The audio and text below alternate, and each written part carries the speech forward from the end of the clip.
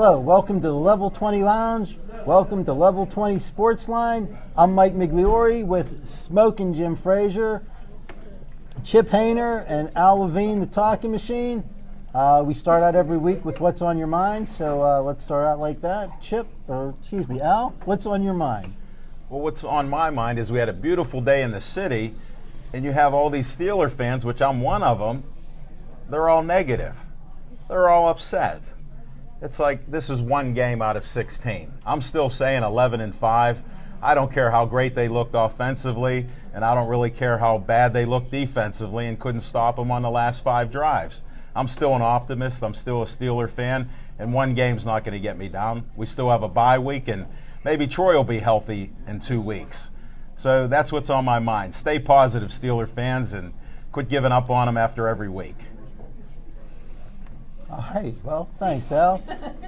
Chip, what's on your mind? What's on my mind? Once again, the NFL Players Union has showed me just about how ridiculous they can be. DeMaurice Smith had filed some type of a concern about the officiating in the games because the replacement referees, he claims, are endangering the health and the safety of the players. And that this could possibly be a a conflict of the collective bargaining agreement. So now that this is going to be looked at as a way of trying to mediate the strike between the referees and the NFL owners. I think this is something that should be left to the owners and the referees. And to be honest with you, I say keep the replacement refs. The refereeing has been nothing short of atrocious, but I mean, when has it ever been good? Good point, Jim. And for the union to try to use like strong arm tactics to try to claim that this could null and void the collective bargaining agreement, do they really want to kill the goose that's laying the golden egg for them? That's something that I'd like to know. That's what's on my mind, Mike. Well, I'll tell you, the NFL has no problem putting in replacement referees. They probably have no problem putting in replacement players either. They've done it before. They've done it before. The goose that lays the golden egg doesn't really care about the egg once it's laid. Jim, what's on your mind? Thanks, Magic Mike. Hey, I want to apologize to everybody. I was running a little late today. I actually had a meeting over at PNC Park with the Guinness Book of World Record people. I want to, first of all, give my Monday night picks. Everybody knows I'm 6-0 this season already on my Sunday, Monday, Thursday night picks. I gave you Atlanta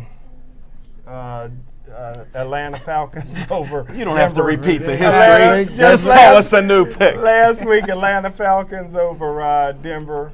And tonight, the Green Bay Packers will beat Seattle Seahawks by more than 3 points. Also, I wanted to give a shout out to one of my best friends, Chip Hayner. Chip is He's right next slowly but surely becoming one of the best sports commentators in southwestern Pennsylvania. He's really starting to get sought after. He's going to make a guest appearance next month on Steel City Sports World, which is the #1 rated sports television show in Pittsburgh. And what I love most about Chip, he's the most honest man I've ever met. And I am so honored and proud to call Chip and his beautiful wife, Stephanie, my friends. Thank you very The much. 2013 Pittsburgh Steelers got a lot of quit in them. Hey, listen, here's the problem with the Pittsburgh Steelers. Number one, Casey Hampton. Casey Hampton is old, he's fat, and he's slow. If Casey Hampton was racing a pregnant mother, he'd come in third. Listen, Ziggy Hood is built like Tarzan, plays like Jane. Brett Kiesel averages 2 sacks a year. And Cameron Hayward, the only thing he got in common with his daddy is his last name. Coach Tomlin is starting to lose the team. He embarrassed the team last night. First of all, he fired the special team coach. The special teams was terrible yesterday. 3 penalties, including a holding call on Antonio Brown's punt return touchdown. That's one. He embarrassed the defense yesterday. 4 minutes to go in the game, he went for it. He let the whole world know that he had no confidence in the defense. He had no confidence and the special teams. And I tell you what, the Pittsburgh Steelers be lucky this year to go 8-8. Thanks, Jim. Well, I got to, every once in a while, kind of go off the board here. When I woke up this morning, I was freezing, all right? And I turned on TV, and I got some yo-yo talking about global warming. Well, let me tell you what. If I was dumb enough to believe in such a thing as global warming, I would like it a hell of a lot more than I like 40-degree mornings. So if there's such a thing as global warming, God bless it, keep it rolling, use all the aerosol and all the electricity you can, destroy the ozone, we need the heat. Thanks. And well, you know, we got to talk about, you know, our local teams and Chip, you guess I'd start. I can't do it. Pirates had a bit of a rough week this past week.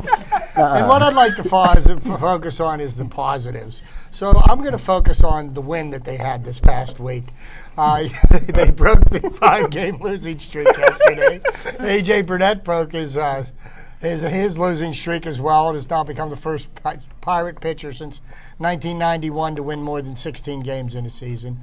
But, you know, the Pirates have, you know, pretty much the wheels have fallen off the bus in the last week to 2 weeks. You know, they've forgotten how to win games, and actually they've forgotten how to play fundamental baseball.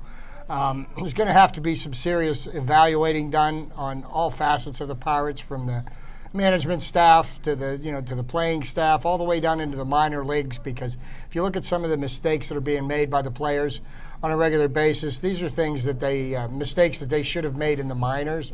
They're not mistakes that you expect Major League Baseball players to make. But, you know, we've got 10 games left this year, and I still think the Pirates can finish it out strong. And I still got a bet going with my friend Alan here, and I'm still going to take his money because we only have to win 7 of the last 10. And I'll be at 3 of those victories, by the way.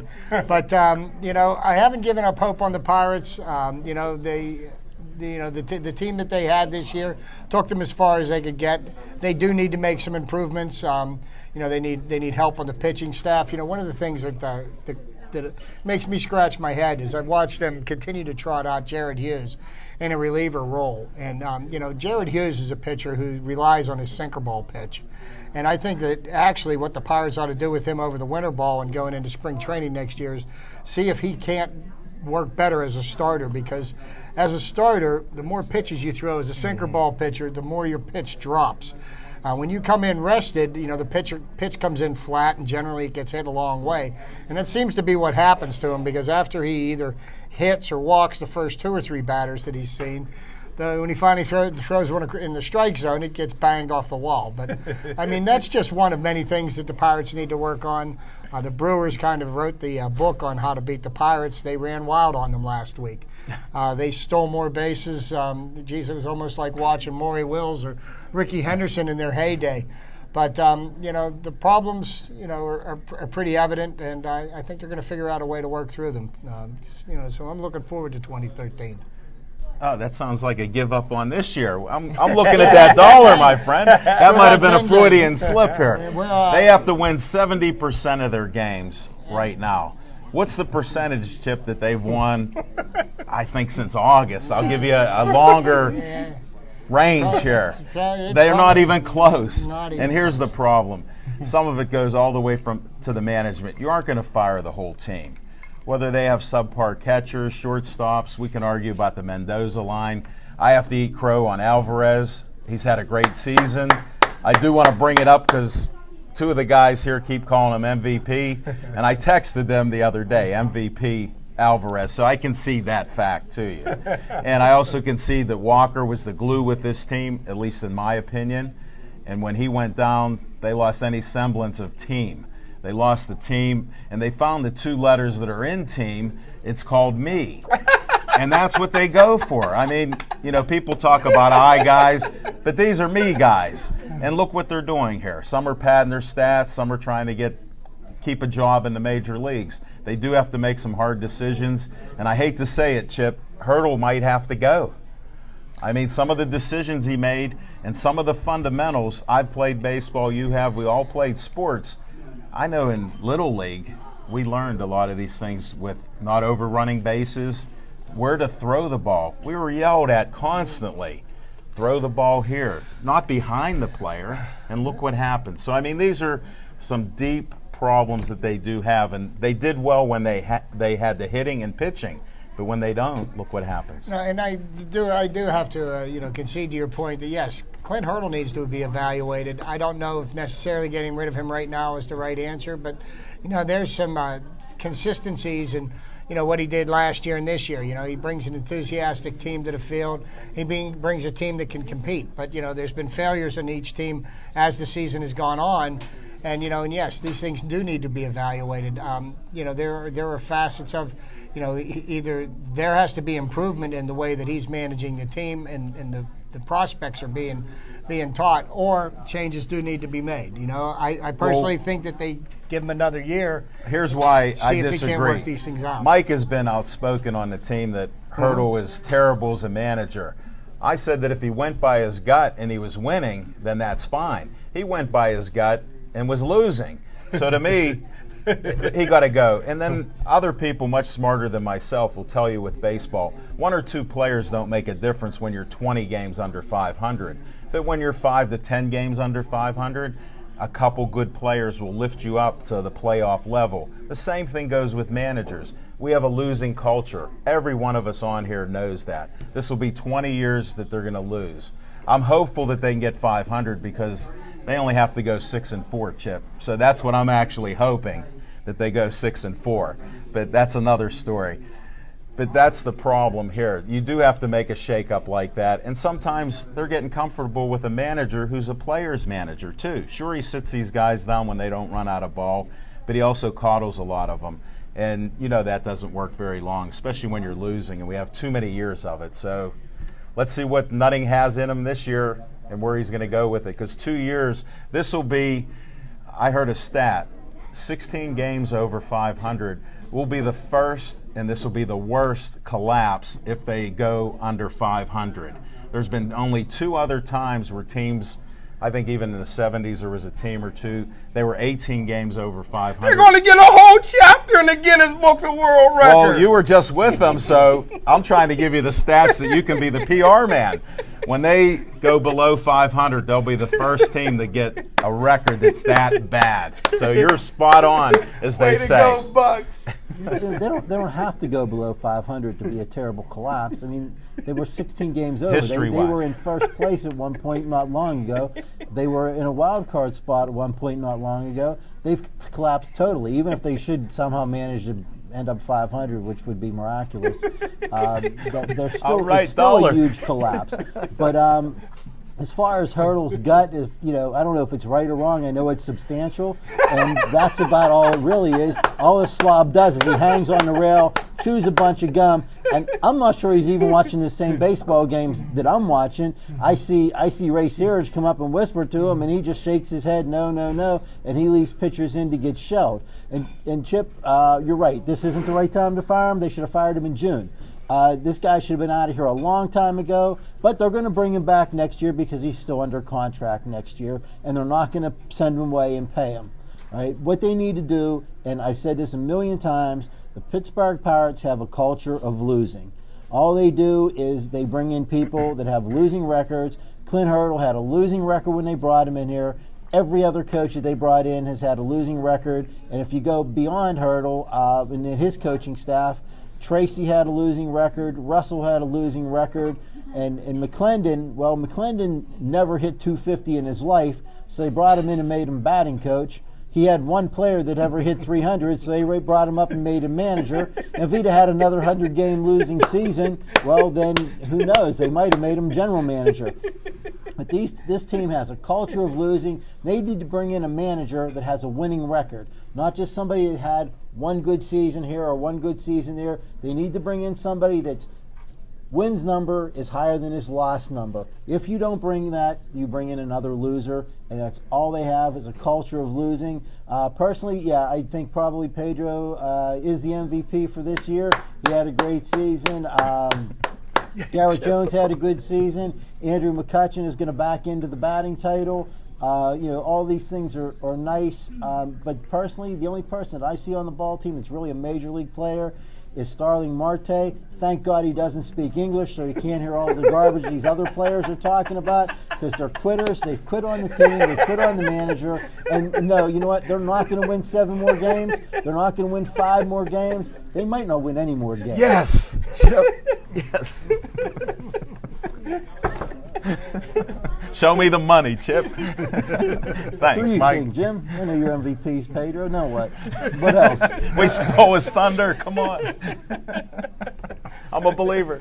Well, to speak to the one point, and you look at who are the managerial candidates that are out there that are quote unquote winners, and I don't necessarily think that changing the manager right now is the solution to the problem. I mean, let's take a look just real quickly at the Boston Red Sox. They brought in a proven winner who's basically dismantled the team and ruined a Red Sox team that could compete in for years to come.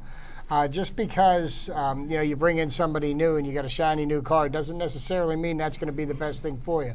I think some tweaks can be made to the approach that they're taking, and I think the Pirates actually have the nucleus of a very competitive team for years to come. Losing Neil Walker for 15 games really, really made a big impact on that team. Just his presence in the lineup, his bat.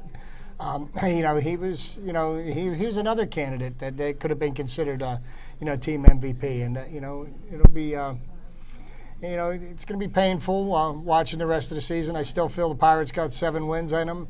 Why not? Why not now? And they're going to start with the dismantling of the Mets this evening. Well, Chip, I hate to disagree with you.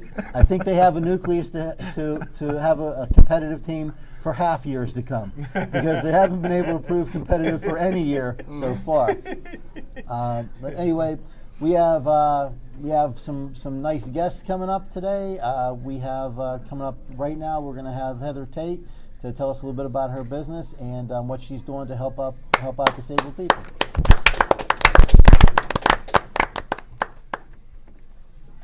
Hi, Heather. Welcome aboard. Hi, Mike.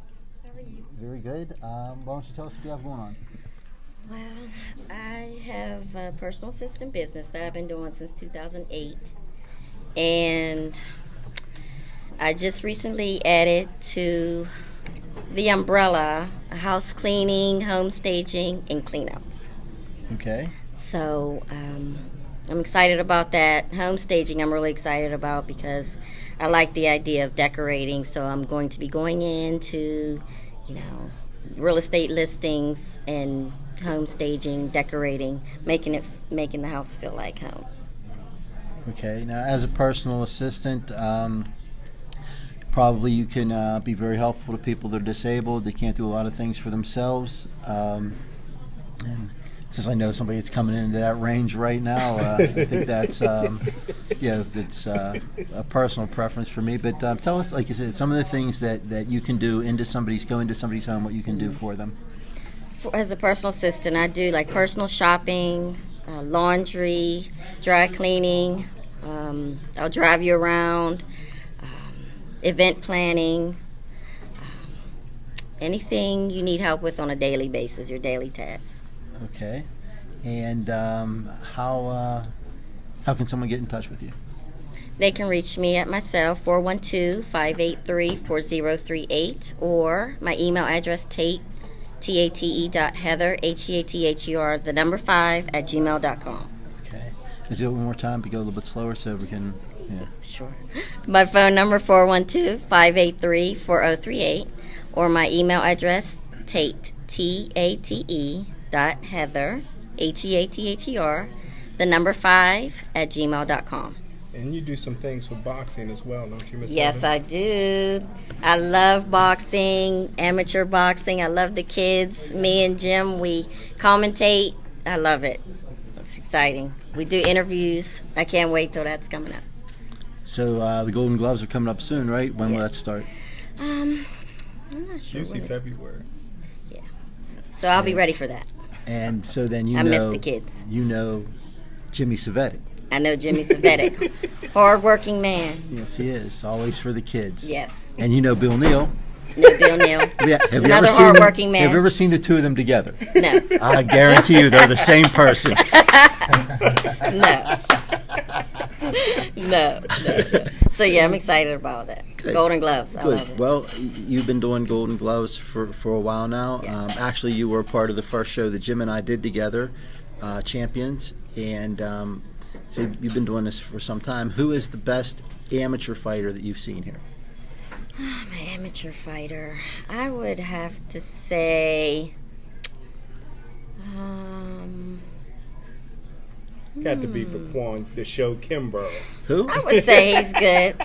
Hey, no prompting the guest here. Wait a I would second. say he's good. thinking. Jim's attempting. I don't have a favorite. I like them all. Well, it's not a matter of favor. I mean, I personally think of the amateurs I've seen as amateurs, I think that Joe Lutz had the best run as an amateur that I've seen. But there's a couple others that are not too bad here.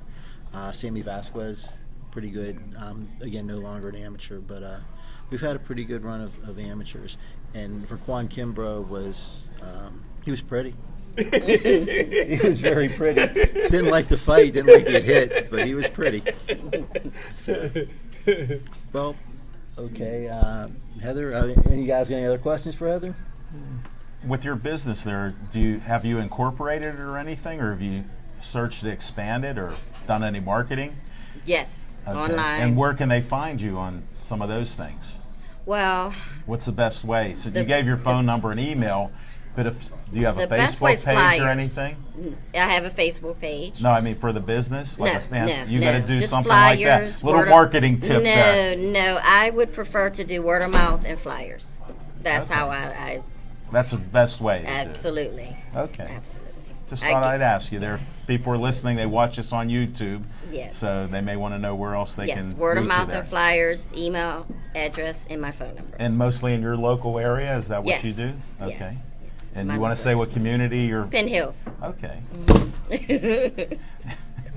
All right. Monroeville. Penn Hills is right. What about the Hills is school right. district? Which school district is Penn it? Hills. Gateway. You don't play. You don't Yeah. play football, right? Right. Because they would have recruited you to Gateway if you did. Well, thank you, Heather. Thanks for joining us. Thank you, And Mike. we hope good luck with everything. And I will be calling you shortly. Thank you. Thank Good you. job, Miss Heather. And good luck to you. Thank you. And you know what? Before we talk about the Steelers, let's keep this rolling. We've got another guest, actually a repeat guest. We had Robin Allen on before. Let's bring her up one more time, and she can tell us a little bit about what she's been doing since the last time here. Wow. Okay, I'm awake. No coffee for me tonight. I'm sorry, Jim. Did you say something? One of the fries jumped off his plate. Good evening, guys. All right. Good evening. Well, welcome back. Welcome Good to be back. back. Thanks for having me. Absolutely. Welcome. You said that you've got some more news about what we talked about previously. Why don't you refresh us? I And then do. go into the new. I do. I have some more news. When I was on previously, I was speaking about going to school to be a teacher, the great love for children, my love for boxing. Heather and I commentate with Heather, with Jim, with the Golden Gloves, and I spoke of the love because of the disciplinary thing. Well, I'm in this class now, and it's an early literature class. And what I've learned is that they're trying to structure things around what's called authentic learning, where a teacher is more like a coach. Remember I was speaking of Yes. my last time here on the show. I was speaking of how it's important to be like a team player and how I felt like it was a disciplinary thing. Well, what I've learned is that it's an inner disciplinary way of learning, where your teacher's more like a coach. Wow. There's no grade level extension on it whatsoever. It's all grade levels. It's all ages. There's no discrimination against the type of person or the age of the child. It's the ability for them to think for themselves. They showed us some old films. There's back in the old ways of teaching, where everything was done a strict one way. You did it the teacher's way, and if you didn't get it, you didn't get it. And they were speaking of how nowadays, if you walk through the classroom hallways, you'll see a lot of children that are outside the hallway or at the very front of the room because they're not listening or they're acting out a certain way. But this new authentic way of teaching allows them to form their opinions and to participate in such a way, like a team participation, where they give their ideas, their thoughts on things. The teacher's more open-minded to coach them on to, well, that sounds like a good idea.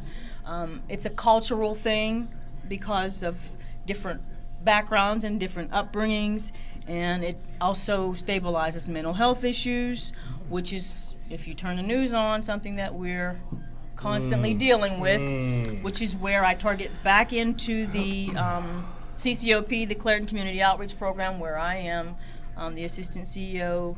We did get the site back up, so it is CCOP Moments at, www.ccopmoments.org.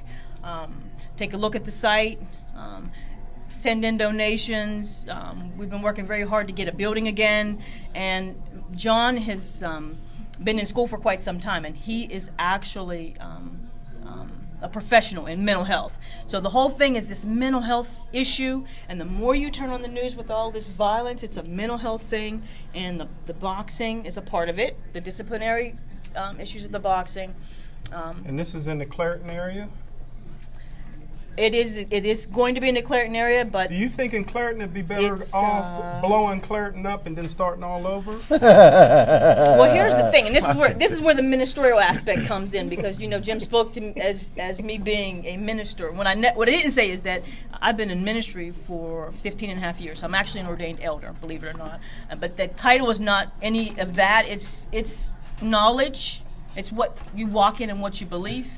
And I still believe in the faith to move mountains. And Clarendon, believe it or not, is the city of prayer. It is the city of prayer. Well, God is still a miracle. God is still a miracle working God. There's nothing too hard for him.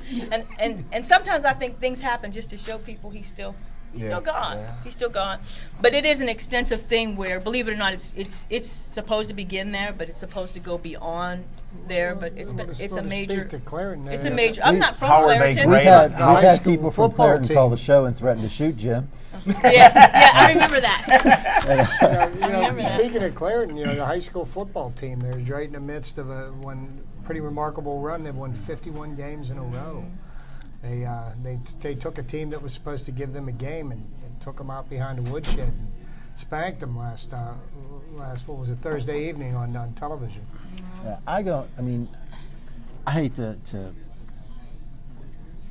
be controversial or whatever. In the 1970s, Penn Hill School District was voted one of the best school districts in the world. In fact, I think it was the #1 school district in the world. This year, in 8th grade, 30% of their kids can read. Now, I don't know that I would blame that on mental health issues. That's an awful lot of kids that have mental health issues. I think it's to blame just on poor teaching and teachers' unions. You got a teachers' union in Chicago that is on strike because the city wants to evaluate their performance. Well, I don't know where you can work. I don't know where you can work, and they're not going to evaluate your performance. But the leader of the teachers union there said that they don't want that to happen because some of their teachers will get fired. Well, too bad. If you're not performing properly, if you're not able to teach these kids, you shouldn't be teaching. Exactly. And that's just my opinion. But I believe teachers should be paid properly because they do have a hard job and they have an important job. But they should not be in a position where they're not able to lose that job. And I think that's a lot of the reason that kids these days don't get the education that they used to is because people know they can't lose their job no matter what. And that's just or maybe they should bring the paddle back to the schools. You're right about that. Disciplinary actions. But listen to this, since we brought up the reading aspect of it. Google it. Okay, Google this. This is how do they determine how many jail cells that they build? At the end of a 4th grade reading, classes, and this is all states, they determine the children that have not passed their testing at the end of 4th grade, they take that number and they build 10 years out from there. Really? And they've been doing it for years, and that's how it works. Makes sense at the end of the 4th grade reading, Google it, at the end of the 4th grade reading level, if they haven't passed, they take that number and they build out 10 years out from there. That's how they determine how many jail cells to build. One of the reasons being is these jails are made to make money. And that's what people miss the point. So there's a whole conspiracy, whether you want to blame unions, whether you want to blame the Department of Education. A system you're talking about is almost like a Montessori system. I don't know if you're familiar with it, but this lady Montessori, she come up with a program where they don't grade you. They start kids out from kindergarten and even younger. She should and be it's in jail. But she's been doing this for years. She's dead now. That's why we have But, stupid you know, kids. No, but it's not because of her. The people that go through Montessori schools are off the charts with what they do. People that experience it. You're talking about something that's similar. And a lot of people, just the way tests are made, the way books are made, there's a prejudice there. And that's part of the problem you have to overcome. And who did that? The government changed these But you know things. what? I think one of the points we're missing here is that we're blaming the educators and everything else. But you know, I mean, education starts at home, and you know, the fractured family group. You know, I mean, I know when I was a young child, I got held out of school for a medical reason, and my mother taught me to read before I did, and I don't know that children are getting that in the home lives. That you know that's really I think the long-term solution to it is for the parents to get more involved. In a sense, and I have to disagree in another sense, because look again, this is 2012. We're going into 2013, which is where the issue stands today, is because people want to do things the old way of doing them, but. Look at the change around us. Okay, you don't drive the same car that you used to drive. Good point. You don't wear the same style of clothing that you used to wear. The microwaves are changing. Okay, let's even bring up the phone. Everywhere you look, the new iPhone's out. You pick up the phone, you make a phone call to call a business, and the first thing that's coming through the phone line is, "Have you gotten your new iPhone 5?" Wow. And so Good point. every time something new comes out, we want to be a part of all the newness within the world, but how about within the systematic way of teaching in education? And that's where the problem is lying with the systematic way of teaching in education. They want to do things a certain way. Well, they want to take prayer out. Now, they did change that. They took the paddling out. They did change that. But because those things are gone, what about all the other things that need to be changed in order to compensate that? What's compensating the paddling now? Nothing. Yelling and hollering and don't and do and grabbing papers and sending them to the office and suspending them.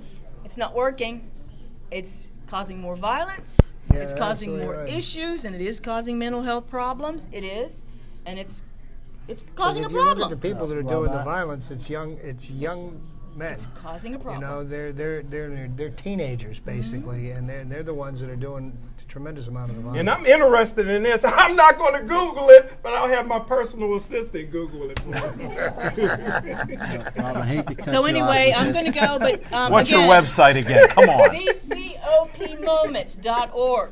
Go there. Donate. Help us. And We love since- you. Since we do have to turn this back to a sports thing, it may be true that if you can't pass 4th grade that you might end up in jail. But if you can't read after 12th grade, you're going to be a Steelers fan. So, Go Steelers. Go Steelers. Go Steelers. ccopmoments.org. Good job, Miss Robin. Thanks, Robin. Thanks, Robin.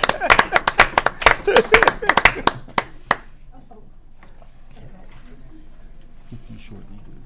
All right. Speaking of Steelers, Jim, you called it. What happened yesterday? Well, you know, I took a lot of heat when I predicted the Steelers would go 8-8 this year. You know, if you give up 34 points to the Oakland Raiders, you don't deserve to win the football game. This is a lot of problems with the Steelers. First of all, you got a Hall of Fame quarterback, in my opinion, the greatest quarterback in Steeler history, Big Ben. Big Ben is single-handedly winning games or competing in games for the Steelers. They're getting on the running backs, but it's the same offensive line that's not opening holes for the running back that Ben has to run for his life and make plays. But here's the problem you're having with the Pittsburgh Steelers. Listen, I told you before, Todd Haley was a bad move. That Mr. Rooney hired Todd Haley. Todd Haley came in here. Big Ben's already saying he's calling his own plays. This past game, Ben did something that you cannot do in team sports. He went back to the old playbook. He started calling plays that's from last year's plays. That's going to create a problem with the chemistry on the football team and everything. And I tell you what, the head coach is in trouble for the first time in his career. I tell you what, when he fired that special team coach in August, that's a no-no. Special teams look horrible right now. And I tell you what, when you get on national TV and you disrespect your defense, and the defense got a lot of pride, I tell you what, those guys ain't going to be able to play for you. Number one, they're not any good. And number two, there's going to be a lot of rebelling with the Pittsburgh Steelers. Just watch, they'll be lucky to go 8-8. Yeah, but the point was that the defense isn't any good. And with 4 minutes left, Tomlin made a decision to go for it. If they had not made the first down, then the game's his fault. But they did. The idea that he said, he even came out right in the post game and said that he didn't want to punt to them because the defense wasn't able to stop them in the second half, and that's true. They scored on their last 5 possessions. I don't know. I mean, yeah, it's insulting to the defense, but the defense was not performing. They needed to be insulted at that point. You had to do what you can do to. Well, why didn't he take off his sunglasses and go over to the offensive huddle? Because the offense didn't score 1 point in the fourth quarter. He singles out the defense, and the offense didn't score 1 point in the fourth quarter. Offense kicked 1 field goal, they win the football game. Well, you're right. The offense failed in the fourth quarter. That's because they're not Big Ben. Their quarterback's not that good. But that's beside the point. I mean, but seriously, the Steelers in these upcoming games, they are going to have a problem. I mean, there's you got to go back to like the San Diego Chargers and Eric Coryell to see a team that's going to have to win like this. They're going to have to run up the score because they're not going to stop other teams. They're not going to stop Baltimore. They're not going to stop Cincinnati. Cincinnati's liable to put 40 points on them. Now, they might not have the defense to stop the Steelers, and the Steelers could still win those games. But these are teams that are going to score a lot of points against the Steelers. They're going to have to do something to change this defense. Their secondary is terrible. Now, I know Troy Polamalu is out and James Harrison's out, but really, do you think they're going to make that much of a difference now? I mean, you hate to say it, but everybody gets old. Troy Polamalu may not be 100%, but again, he might not be the player that he was before. I mean, age is catching up with these guys. The best thing about Polamalu and Harrison really is that people don't want to run that way. They don't want to throw that way. The fact that the biggest fact against the Steelers defense this year that has never happened is, in as far back as I can remember, is that the other quarterbacks aren't afraid of them anymore. They'll throw the passes that they would never have thrown before into coverage that they would have never thrown into before.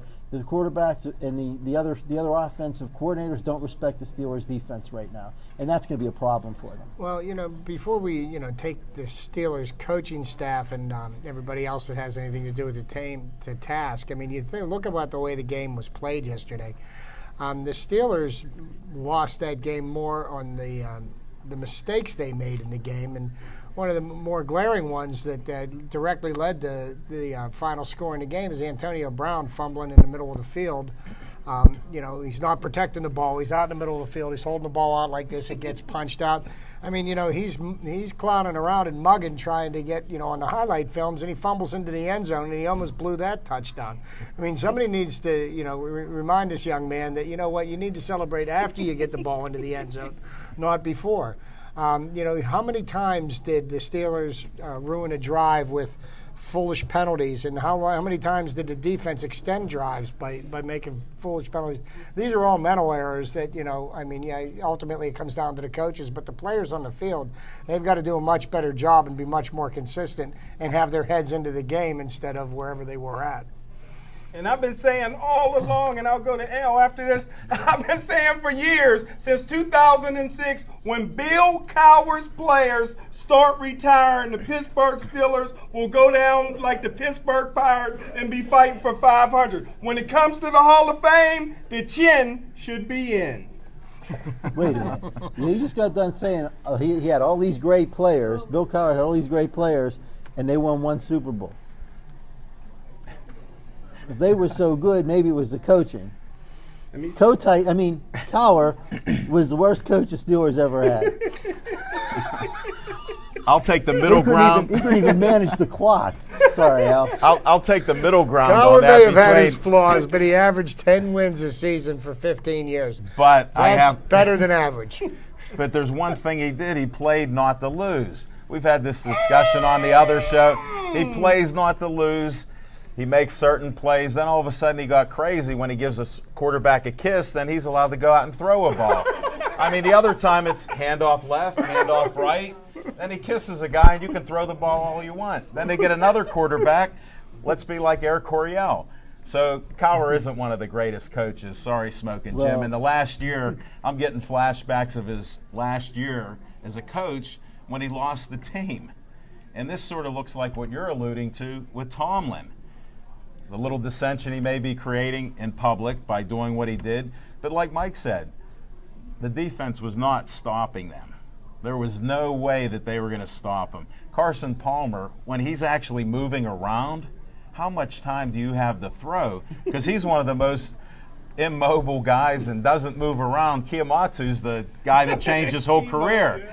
So, I mean, think about it. He actually was moving around completing passes. That was disgraceful. But I'm not giving up on the Steelers. Look at in the NFL here. We thought Peyton Manning was going to take Denver and be undefeated. What'd they lose? 2 in a row now. Who they beat? It doesn't matter. A bad team. But that's the NFL. How did San Francisco, guys on this show, they're the best team in the league. I don't know. Minnesota beat them yesterday. They're not going to win every game, but I guarantee they're going to win the last game. Well, I don't know about. Maybe we'll put a dollar bet on that. But it happens in the NFL. You do get people that get beat, and I think the Steelers can right the ship here with the division they're in. I think they can beat a few teams. Yeah, they can. Both of them live in Cleveland. And Ben has a great record, one of the greatest quarterbacks, according to Smokin' Jim, in Ohio. I think he lost one time now. And actually, that kiss you're talking about was one of the only good coaching maneuvers that Cowher ever made. Cordell was a lot more comfortable when guys were kissing him, so they tried to make him happy.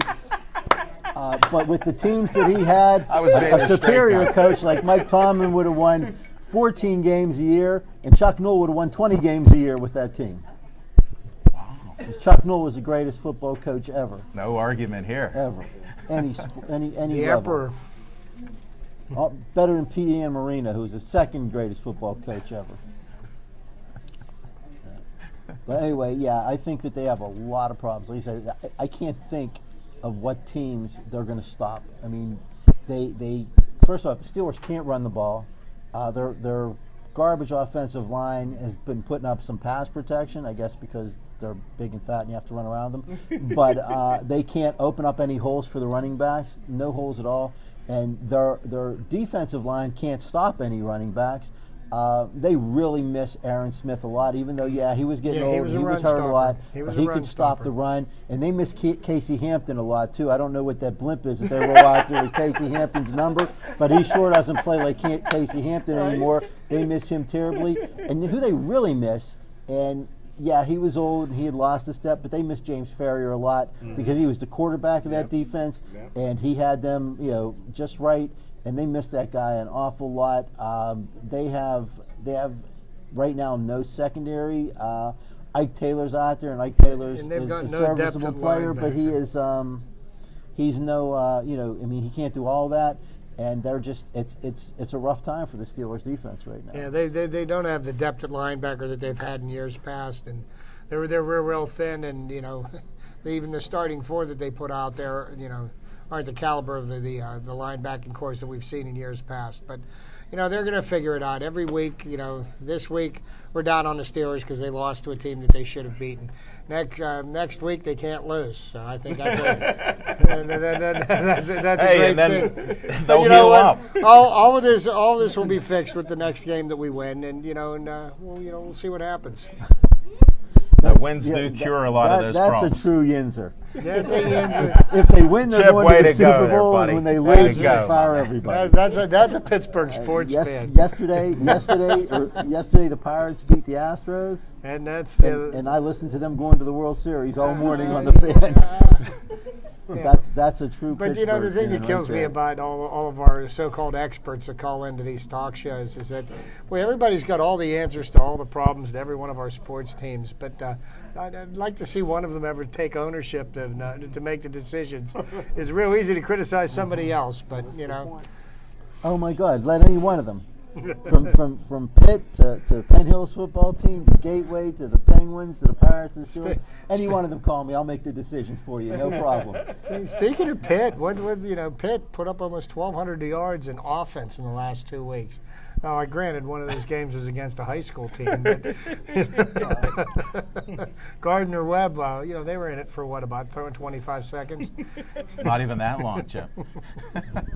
Yeah, but they're, like you said, they should have hung 100 points on them, and they only put up 55. That's what's disappointing. Mm-hmm. They had double nickels. That was it.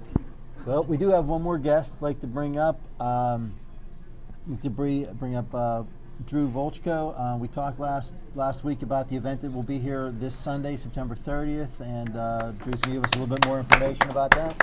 Thank you, gentlemen. Thank you, Drew. Why don't you tell us, what's coming up this week? We talked about it last week, but you can reiterate what's going on and give us whatever more information you. On the 30th, on Sunday, as you said, the Steelers can't lose, so you got no reason to be at home. So come out here to Level 20. We're going to do an event from 1 o'clock till 7 o'clock, and it's to benefit Sergeant Perry Vahaley, Allegheny County police officer, SWAT operator, who was killed in a motorcycle accident recently, and we're raising funds for the 6 kids that were left behind.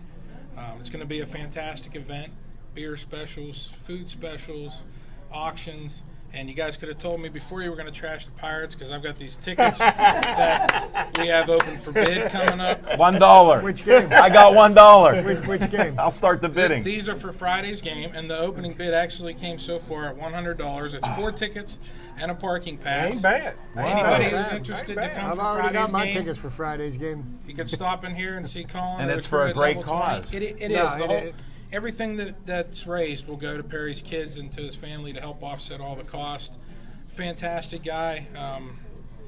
You leave behind 6 kids. I was there at the hospital when this all came to light, and it's a rough enough thing anytime, but suddenly, tragically, and with 6 kids left behind, we want to do everything we can to help them out, and Level 20 is going to give us that opportunity. And do I understand that his children range in ages from like 14 months to 17 years old? The oldest is 16, and the youngest is 14 months. Yeah. So he's got a young family that is going to need a lot of help without their father. It's going to be a very rough trip. I mean, it's been a rough road so far. That's the whole reason we created this foundation, is to come out and help like this. And I can't imagine myself, my family losing all of a sudden. But with 6 kids and his wife Amy, she's doing a really good job holding it together. The guys from the county are stepping up. Other officers, have come out of the woodwork to help. And now everybody can. I mean, we're going to have a great band here. It's going to be a fantastic day. What are the hours of the event? It's from 1 o'clock Sunday until 7 o'clock Sunday evening. Okay, and aside from the drink specials, what else will be going on here? Well, we have a $5 entry ticket. So even if you can't make it, you want to stop by and purchase a ticket. That $5 goes to help offset the cost. Steel City Bandits, which is a classic rock band, they're fantastic local band that's played in the area. They've been all over Pittsburgh. They'll be playing here. There's going to be a Chinese auction. We have Jack Butler, an old name from the Steelers, authentic signed helmet from our new Hall of Famer. We'll be here for the auction. A number of things from the Penguins. Local businesses are going to come out with some support. We'll have vendors here, 50-50, everything you can think of to make it a great night. Where else can they purchase the tickets? They can purchase the tickets here at Level 20. They can go online and contact any one of the foundation board members, including You myself. want to give your website out? Yeah, the website is www.wp B like boy, Frank.org. WPPBF.org. We also have a Facebook page. Just spell it out: Western Pennsylvania Police Benevolent Foundation. You'll see all the information on there. The flyers are up and around town. And just so you guys see, truly one rough and tumble guy here. This was Perry Vahaley. This is who this is about, and helping his family. I don't know about you guys, but I knew Perry. I would have never wanted to wrestle with this man.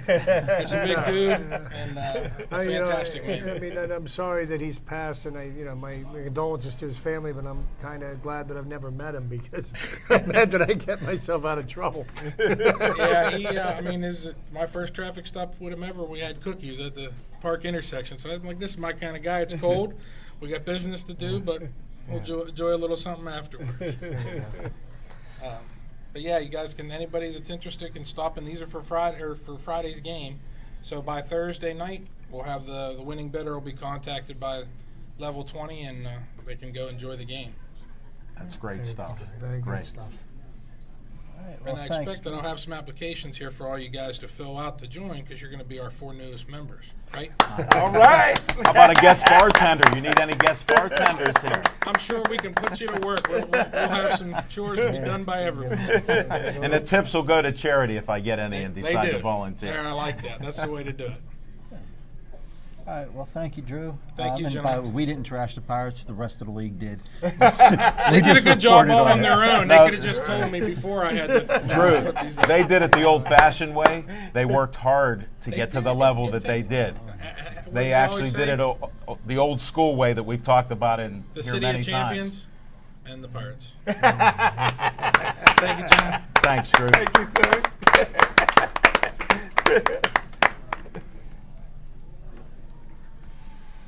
All right. Well, I think that'll be a great event for anybody that wants to come down on Sunday. Talk to us, guy. I don't know if Jim probably has some place to be, but other than that, yeah, you can talk to us guys down here. Tell us a little bit of your opinion about what's going on around Pittsburgh sports, and well, obviously we get into some other things too. Can't wait to get over here to Miss Robin as soon as we're done here. But I'll protect you. yeah, it seems like a very good event, and it's a good cause. So try to make it down if you can. And yeah, I think it'll be worth your while. I guess we talked about a lot of the things. We did touch on Pitt a little bit. I still have to go with my prediction that Oregon is going to win the national championship this year. Got a lot of good college football games have gone by this past week.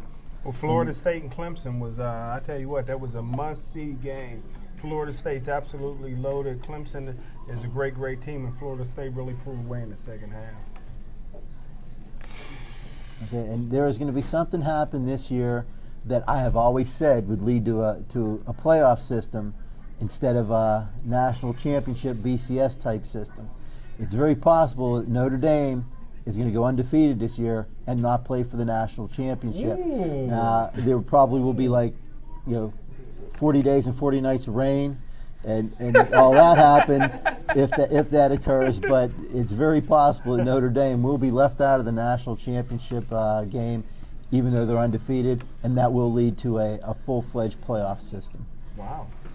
Well, they're already leaning towards something like that with what they've started. They just aren't moving fast enough. They won't put us in charge of it, Mike said.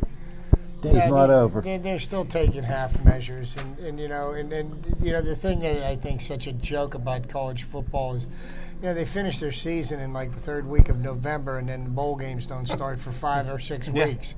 So a guy could have basically open heart surgery and then be able to, and be able to get heal in enough time to play in the next game. Sure. I mean, the season should be uninterrupted, and I if they're agree. and they could use that 5-week period to do some type of a round robin tournament. And you can't honestly tell me that they think that this is going to hurt the students academically. How many of these athletes that are playing in the NFL don't have degrees? That's true. That's true, but it's still supposed to be student athletes.